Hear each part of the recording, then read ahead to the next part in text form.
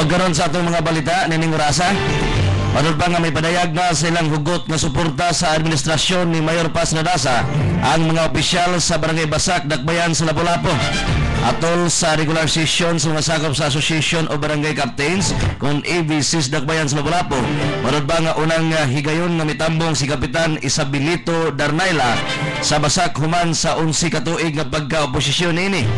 Manod ba ni Darnaila nga ang mga kalambuan sa Barangay Basak kaya nga nakita gumikan sa paningkamot ni Kongresista Arturo Boy Radasa o Mayor Paz o kung Mayor Paz Radasa nga maoy nakapaaghat kaniya og sayang mga konsehal sa barangay sa pagsuporta sa administrasyong Radasa karon. Giangkon sa mga Radasa nga sila ang miduol sa mga opisyal sa Basak, ilabi na kang Kapitan Darnaila alang sa panaghiusa o panaghigalay.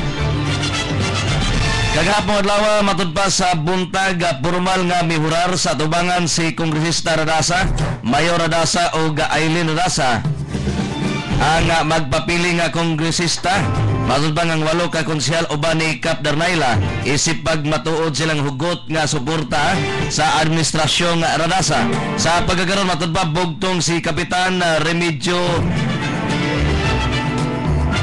Uyaw sa Barangay Agos sa Matudpa Maulalang ang nagpabiling oposisyon sa 30 ka barangay kapitan sa Dakbayan sa Lapu-Lapu. Salang bayan usab unang report atong dawaton gikan sa gawas didto sa Provincial Capital. Pinag-usab si Pinangat nga report pinagin ni Nonoy Paicon. Gusto padayon lang. Yes, may karong Enero 22 si Provincial Election Supervisor manlalaban Lionel Castellano adto na destino sa lalawigan sa Bohol sa samang posisyon nga Provincial Election Officer. Si Castellano naapektahan kini sa paglahugay gikan sa ilang uluhang butan nga ang Sugbo yang bakantihan paingon nga to sa lalawigan sa Bohol. Muhulip niya make si manlalaban Idi Aban. Si manlalaban Castellano nagkanayon as a good soldier mo bakanti sa isang katungdanan dinhi sa lalawigan Sugbo o mobalhin na siya dinhi sa mobalhin na siya dito sa lalawigan sa Bohol apan kung mahuman lang sad ang election make mubalik siya diri sa lalawigan Sugbo. Sir, unsa ning nadawat imong kamanduan sa Comelec sir nga ato na kay ibalhin sa Bohol? Well, wala pa kamanduan mga kuan nga mabalhin nami pero ang recommendation sa atong regional director kay nakadawat man tag order gikan sa chairman nga mag-reshuffling gyud ang tanan supervisor tubuok Pilipinas apil ang atong election officer. So I was recommended by Director Lambino nga ma-assign sa Bohol. So wala tay problema na. Gusto lang na akong i-stress nga kining akong pagbalhin. Wala ko gi-single out sa Comelec kay tanan nga supervisor ibalhin. Wa ba kamapagan diri sa inong tampunga sa mga politika diri sa Sugbo sir? Well, ang Comelec wala milabot sa politika. Gani ang kamanduan sa mong chairman kami tanan ibalhin. So kung na ay mga pagduda nga tungod sa politika dili na tinuod kay ang Comelec independent body mi kay kung politika pa na siya ako ra unta ibalhin. Pero tibok Pilipinas man mag-reshuffling. So pasabot na nga walay labot sa politika ang Comelec. Noy, Nick na kay pangutana ni ato. palihog lang ko na pangutana live na siya monitor, Noy. Go ahead, Nick. Go ahead. Palihog lang paabot. Sir, kanang kuan ba? Aduna na ba'y naaprobahan nga Comelec in bank ang maong resolusyon, sir? Wala pa mo ang gipaabot pa na namo karon kay gipahibalo lang mi sa mga regional director nga magoy lahugay pod sa mga regional director o assistant regional director. Anto po sila sa pitsa 21. So kami most probably dungan mi ana nila. Pero si ang atong director kay pag pa man siya diri sa assign sa ato dili siya maapil sa lahugay magpabilin siyang regional director sa Director Lambino diri sa Region 7. Nangandam lang namidaan kay para ready na mi sa mong pagbalhin ngadto sa mong asa man mi destino sa Comelec. I see. Pero kuan na ni sir, unsa na siya hangtod sa hangtod na ni sir or temporaryo na ninyo ang pag-reshuffle sir? Ang Comelec jud every election reshuffling og mga election officers, supervisors. Kami lang wa mi mapikto atong miaging election. Ang Mindanao nga mga supervisor na apektuhan pero after election ibalik lang mi sa among posisyon kay permanent man mi sa among posisyon. Ay, si mabalik yapon ka diri sa Sugbo. For purposes sa election period lang. Sir, ato lang gamay lang clarification, sir, kumusta o kanus amang gyud ang exact date sa Comelec Ganban? Magsugod tarong January 13. Ugma. Lunes. Ugma adlaw. Murag Lunes siguro. 13, no? Pizza Domingo. January 13 is Sunday, maunay atong sugod sa Ganban. Gani ang Comelec, ang PNP o AFP managtagbo karong Sabado, no? Sa PRO7 sa Camp Serio Osmeña para sa finalization sa mga gimbuhaton para pag-implementar sa Ganban. Sir, kinsa man gihatagan og exemption, sir, sa kadtong mga opisyalis ug kunsa mi mga exact ka mga kuan sir nga tagaan bitaw ga exemption sa pagdalag o authorize magdalag mga armas? Walay sibilyan nga mahatag og exemption karon. Okay. Only PNP, AFP, Comelec, judges, prosecutors, other law enforcement agencies sama sa BGMP, kanang Port Police, ang AFP, sir, kanang Armed Forces of the Philippines, yes. Kanarang mga law enforcement agencies sa gobyerno. Pero katurang o Ganban resolution. Kato lang nag-duty po, sir. During their naka-uniforme sila, ang ilang uniforme, tapos in actual performance of duty. Apel pod ang taga-kuanan ni sir kaning Fourth Authority? Apel sila. Apel ang MCIA, ang ilang mga airport police, ang Port Authority, Coast Guard, apil tanan na siya. Karon ang bag-ura ani nga na apil is apil na karon ang LTO nato, Law Enforcement Service. Apil na pod ang atong mga prosecutor, mga piskal nato. Ug about tong mga huwis ay maging election na sila ma-apil karon, apil sila. I see. Sir, anything else, sir? Sir, na kaya dunay dugay ng ipahibaw, sir, sa publiko, sir? Kay painumdum na ko, sakto ng imong giingon, sir, nga karong Domingo, January 13, katong mga sibilyan nato nga mga taga Cebu nga na ay bisag lisensyado imong firearm, na kay permit to carry, wala di naka-allowed mo dala sa imong firearm in public places bisag na kay permit to carry. Kay kining atong gun ban sa Comelec, total gun ban ni siya, meaning walay sibilyan nga makagunit o makadala sa iyang firearm nga dadon niya sa public places. Painomdom lang kay ang checkpoint sa PNP GFP amo ng sugdan sa Pizza 13. Okay. Salamat kayo, sir. Hello, Mick. Ang area of concern, sir, kalusan ni mahulman nyo tanan kanang ang bugo o sa solato. Kalusan ninyo mahatagag dugang pagdagan, sir?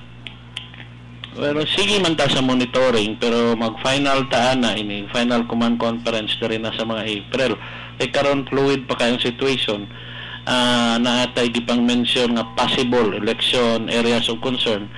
Pero fluid pa kayo mo nang continuous atong monitoring. It might be nga madungagan o makuhaan sa dihang dool ng election. Ay, nay, palihog data. Sir, dala ko'y paapa, sir, nga pangutana. Wala ko'y mga primangno ngadto sa mga nanindahay, mga ilimno, makahubog, sir? Kung asa na sila? Kuan na siya. Naatay liquor ban 2 days before the election. Election day and the day before natay liquor ban, no? So adto na siya nato ipatuman. Sa pagkakaroon ng atong ipatuman pa ang gun ban. Kining gun ban gusto na ko pasabton, apil ang airsoft ani ha. Kanang mga replika, bawal na siya kanang mga airsoft. Apil na ang bladed weapon, kanang mga kutsilyo, apil na sa gun ban. Except nata exception ana kung apil sa imong panginabuhi sama-sama tansiro ka, exception na siya nga magdala ka og kutsilyo. Kaning kuan der, sir, exempted ba ning mga bodyguard o mga opisyalis o kini magpapili, sir? Oo, magdala so sila. Magdala sila mga armas ni Figo, pwede ba sila makadala? Ang pagkakaroon, no, ang atong Comelec resolution bahin anang pag-hire og security personnel or bodyguard sa mga kandidato. Effective January 13 pagsugod sa gun ban, bawal na pod sila nga makaabel og security personnel nga gikan sa PNP ug AFP. Ang kinahanglan sila mo apply diri sa among buhatan para makakuha sila og og security, pero dili na police or army. Private security guard ang ilang pwede, duha ka buok, basta kining mga private security guard naka-undergo og VIP protection training nga gipa-undergo sa atong FISAGs, no? Tapos, so by January 13, I would like to inform also the PNP nga naka-security sa atong mga kandidato nga bawal na mo provide og security sa ila. Kay ang pwede ra makakuha og security nga police, army or NBI katong mga kandidato pagka senador.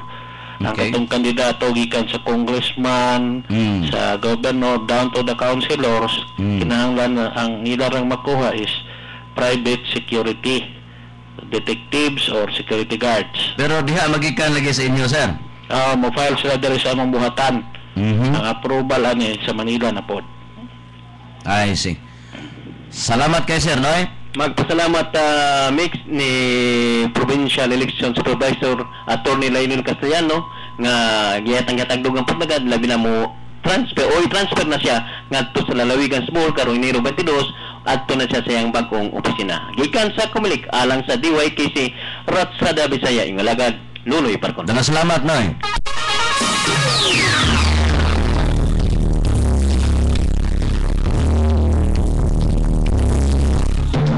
Salang ba usab atong dawaton ang report pinagisab gikan sa gawas pinagi ni Pushin Magaso.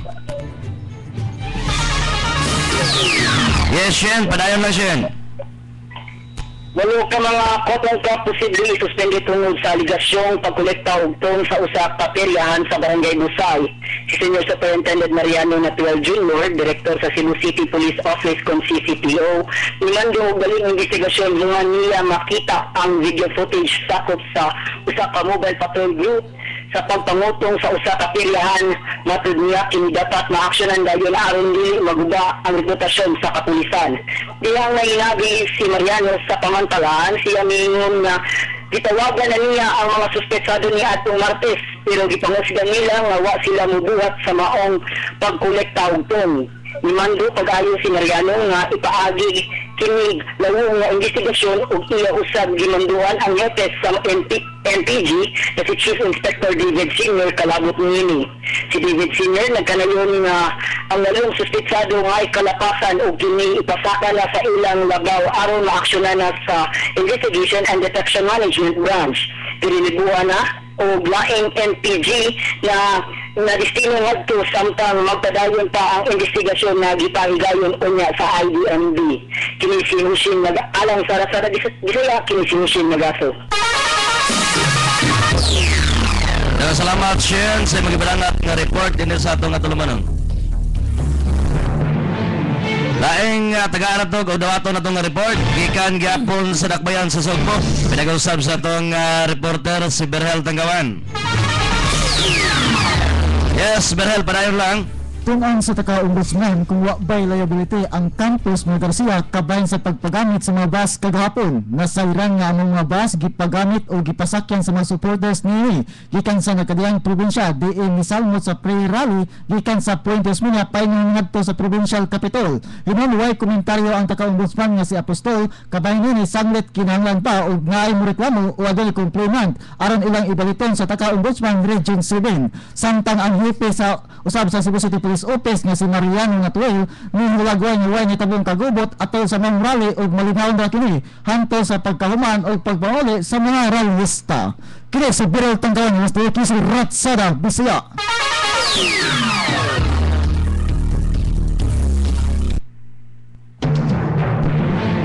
Salamat, Berhel Tanggawan. Laing dugay balangat nga report pinag-usab gyapon gikan sa Provincial Capital pinagi ni Nonoy Parcon.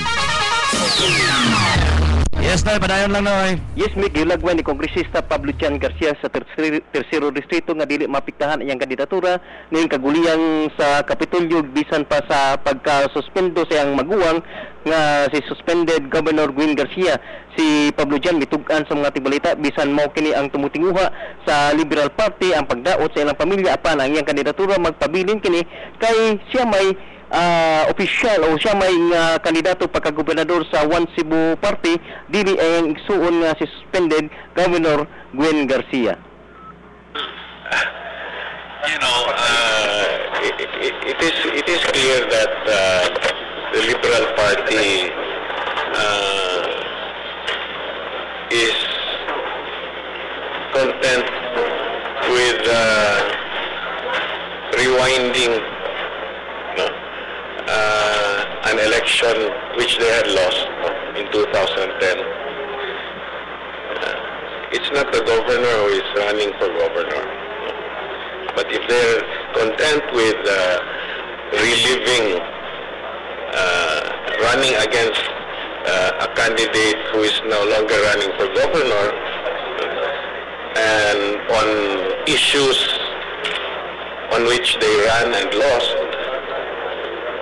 then I'll be happy to campaign on my own, because this is clearly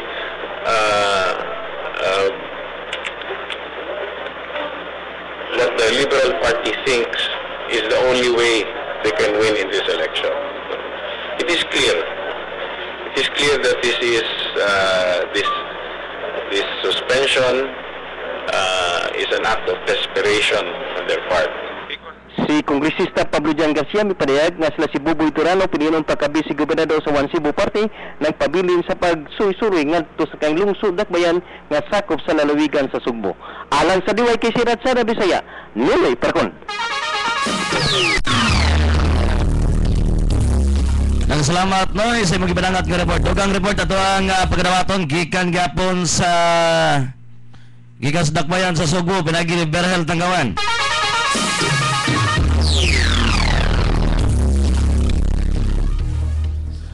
Yes, Mick, memando na karon ang VP sa PRO7 Chief Superintendent Marcelo Garbo Jr. ngadto kang officer in charge sa Cebu City Police Office nga si Senior Superintendent Mariano Natuel batok sa 8 ka pulis kinsa gikatawag ng milkil sa usa ka sugalan diya sa mga barangay Busay Nindak Bayan sa Subo. Matud pa ang usa ka senior citizen gikuha kini og video sa maong pulis atol sa pagpangilkil nini ug gipaabot ngadto sa kung gipaabot usab ngadto sa usa ka TV station ang maong nga video ug gipakita gilayon sa hipi sa CCTV nga sayran nga sakay sa maong patrol car ang maong mga pulis ug gihatagan kini og kwarta ug sadyang nasayod kini kung sadyang nasayod nini si General Garbo hilabi ang sukuan nini ug matud pa palagputo na ang mga pulis gawas sa Sugbo ug usahan kini ngadto sa secure sanglit nagkulang man usab og mga pulis ang maong nga probinsya matud pa nga gawas sa kasong kriminal sa mga pulis kasuhan usab kini og kasong administrative kalabot sa maong pagpangilkil o kung kalabot sa maong pasangil o usa sa ka ebidensya mao ang video nga nakuha sa usa ka concerned citizen. Kini si Viral Tangkawan nilas dito si Ratsada Bisaya.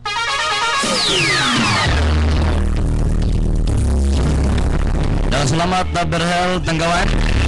Dugang ibadangat ka report gikan gyapon sa Provincial Capital. Pinagi gyapon ni Nonoy Parkon atong tagaag atong dumaton. Padayon lang, Noy. Gi sa likwa ni Bukal Miguel Antonio Magpali ang taho nga dunay memorandum o memo nga gilawatan si acting Governor Agnes Magpali nga ang mga kawanis Kapitolyo patambungon sa misa kagahapon nga gipasugdahan sa Liberal Party. Ang batanong Magpali miingon nga way among taho tumutumo lamang o way ka matuoran. Miingon ang batanong Magpali nga ang misa kagahapon mao kadto sa nagpadayag sa rule of law, truth and justice. Ipatinaw ni sa batanong Magpali ang maumisa sa pasugdahan kato sa Prince of Pinoy ingong sad sa namatay nga si aning Vice Gobernador Greg Sanchez. Going back to the memo na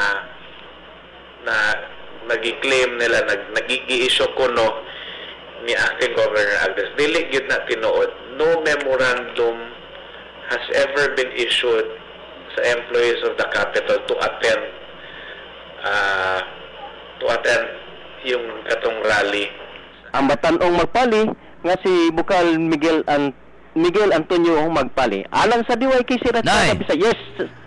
Bot mo pasabot no si mga gibadangat nga detalye sa imong report ang mga kampo sa Mitaliwanas nga si Anhing Greg Sanchez mitambong sa gipahigayong pre-rally kagahapon adlaw. Agi matud pa na sa batanong magpali murag usa i-offer sa tumik kagahapon. Ang maong misa. Diha gapon no ni tambong no. Si Ang mga kampo sa Mitaliwa ng Bisig Gobernador. Mga sakop sa Liberal Party Friends of Pinoy. Diha. Dito sa Capitol Parish Church sa gipagayon nilang prayer rally. Sige na, salamat. Salamat, Nick.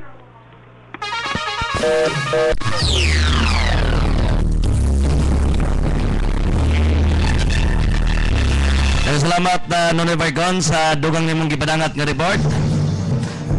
Salang banusab sa atong balitang lokal, wa gihapon matud pa mawad-i og paglaom si suspendido nga Gobernador Gwen Garcia nga matud pa makasecure og temporary restraining order batok sa iyang unom ka buwan nga pagkasuspenso.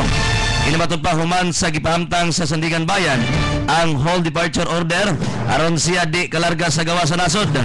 Dugang pa nga ang nahitabo nga prayer rally kunuhay kagabi matud pa nga dili matawag nga prayer rally apan usa ka political rally kay kabahin sa politika ang mga speeches sa mga speakers.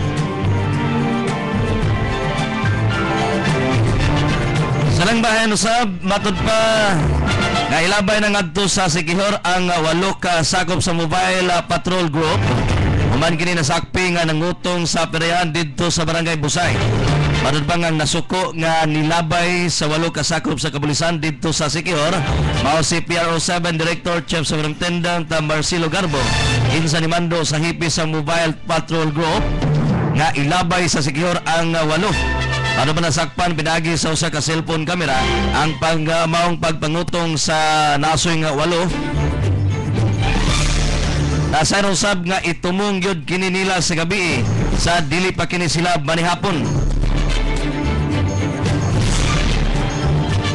Dugang pa sa lingbahin sab sa itong mga balita na wa makatandog sa mga deboto sa Senior Santo Niño ang pag-uwan-uwan o pagtaligsik kaganina nga sayo sa buntag sa pag-salmot sa Walk with Jesus. Ingon nga libuan ka mga deboto ang nikuyog sa Walk with Jesus nga nanukad sa Puente Osmeña ang tudna sa simbahan ngadto sa Santo Niño.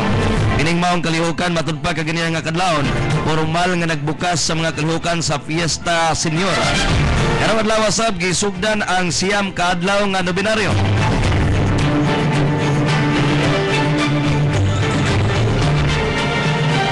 Sa ilang bahin, sa itong mga balita, gibutyag ni Mayor Nelson Garcia Dumanhog na walay mayor sa lalawigan sa Sugbo nga mutuman sa mando ni acting Gobernador Agnes Magpali. Si Nelson kinsamoy Chapter President sa League of the Municipality of the Philippines kon LMP sa Cebu Chapter o gigzon usab ni suspendido nga Gobernador Gwendolyn Garcia. Nagkanayon nga silang tanan mayor nagtuo paghapon nga si Gwen mao ilang gobernador og dili si Magpali. Parod man ni Nelson nga pipila na lang ka oras ang ilang ipaabot og mogawas na ang temporary restraining order kung TRO pabor sa gisuspenso nga gobernador. Busa ila na sab nga kung ilan usab ang Kapitolyo karong sunod semana marod pa niya si Mayor Garcia mingon nga nagasabot usab silang tanan nga mayor sa lalawigan nga di mosalmot sa Sorosoro Sugbo nga pasiugdaan ni Magpali ngadto sa bagatang bahin sa lalawigan sa Sugbo karong buwan sa Enero pitsa 23 hangtod sa Enero pitsa 25 nining tuiga. Usa matud pa niya nga tataw kayo nga langawon kini nga maong Sorosoroy kay kun may mangayog kun may manguyog manini nga mga turista o kaha mga negosyante para ba nga wa na mulingaw kanila sa lungsod ngilang suruyan kay wa na may mga lokal nga opisyal ang mabiabi kanila para pa nini nga bisan og may 11 ka mga tourism of officers ang mitambong sa gipatawag nga tigom ni Magpali apan ang mayor paghihapon ang katapusan nga modesisyon kung moapil ba kini sa nasgutang Sorosoroy.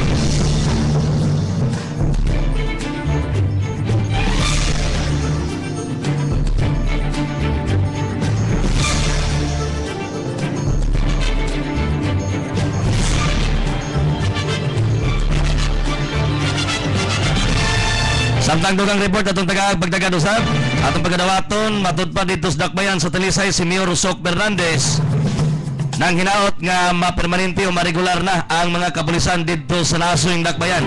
Ato ang dawaton usab ang report ipanangat din sa atong reporter pinagi usab ni Jeffrey Biangos. Yes, Jeff, padayon lang. Mayor Socrates Fernandez sa Talisay, padayon.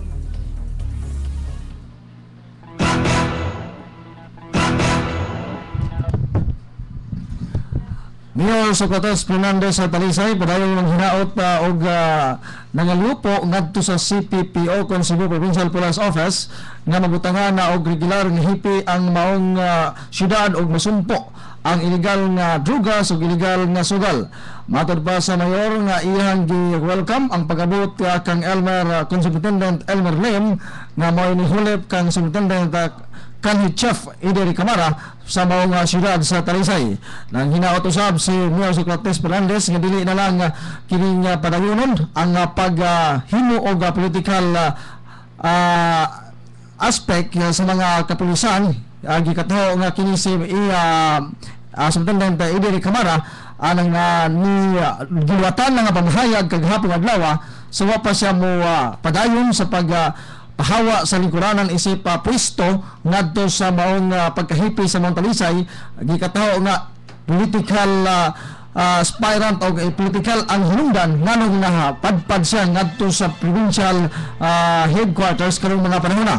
Matod usab kang Superintendent Elmer Lim diha na hinabi kaghapon nato sa ato ang kining kaubanan ang si Superintendent Elmer Lim ingon nga siya maningkamot nga masumpo gyud ang illegal nga drugas o illegal nga sugal sa maong nga syudad.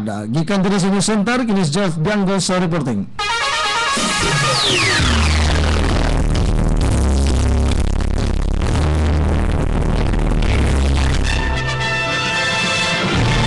Salamat Jeff Biangos sa mga pinangat nga report. Laing dugang report atong dawaton gikan gapon ni Nonoy Paicon sa Provincial Capitol. Padayon lang Noy. Yes, Mick, ila kining katungod nga mag-iusa o musuporta sa suspendidong Gobernador Gwen Garcia. Si Bukal Miguel Antonio Magpali may tugan sa mga tabunita nga sa nigawas karon sa mga lokal nga pamantalaan adunay mga opisyalis tukal ilabi na sa mga mayor nga mipirma sa pagsuporta ni suspended Governor Gwen Garcia. Matud pa sa bata ng Magpali nga misalik sila sa katakos sa suspendidong Gobernador Gwen Garcia.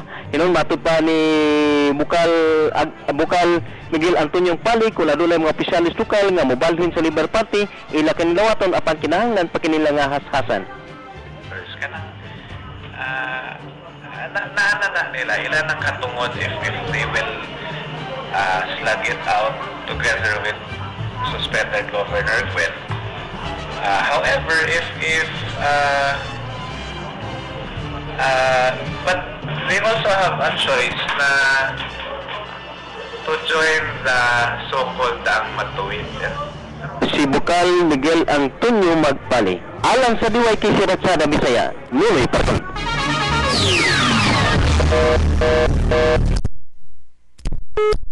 Salamat Noy.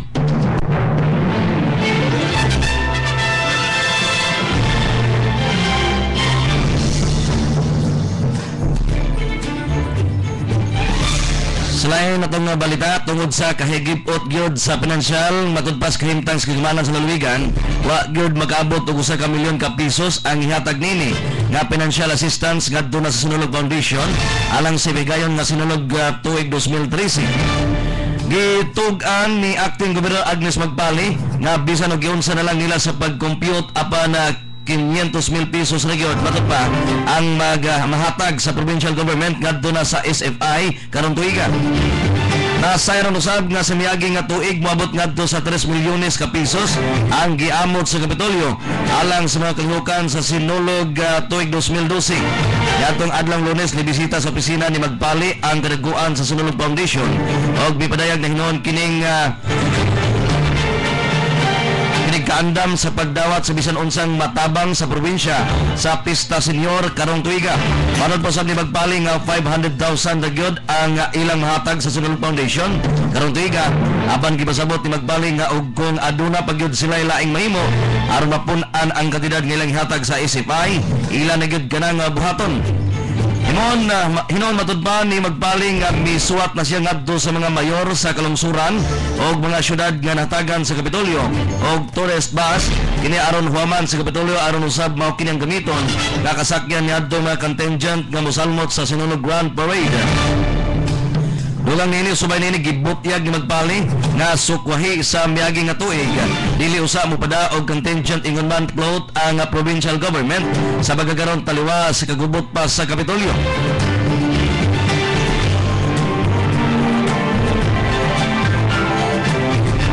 Salang ba usab sa tong dugang balita sa balitang lokal. Parod ba nga nindot og mas mabulokon pa ang fireworks display sa Sinulog Festival karong buwana kon itandi sinangagnikon sa nanglabay mga katuigan. Kini mao gibutyag ni Sinulog Executive Director Ricky Ballesteros.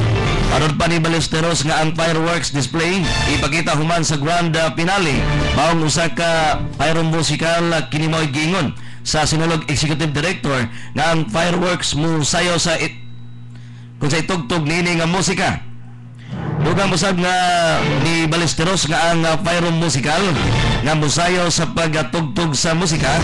Inon gibutyag ni Ballesteros nga nangita pa sila karon og music nga mutugma sa tuno para sa grand finale nga mga music ngadto pang mga 1960s ngadto sa 1980s.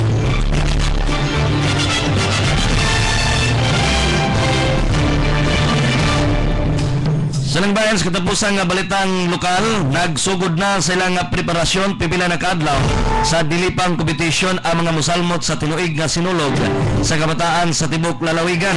Nasayran nga sa Tibok Adlaw nagadayang mga contingent gikan sa Sugbo ang nagpuli-puli sa pagpahigayon sila nga practice o blocking sa sinulog stage dito sa Cebu City Sports Center. Sa pagkakaroon matud pang mga contingents pagikan sa mga tungaan sa Sugbo ang naka-blocking na sa sinulog stage. Apan sumabot nga mga adlaw hatagan usab og higayunan ang mga contingents nga gikan sa mga kalungsuran. Nasayran nga ang mudaog sa sinulog sa kabataan og sa lalawigan nga paghimon karong adlaw Sabado ug adlaw Domingo. Matud pa makasalmot na sa sinulog Grand Parade karong umabot pizza 20.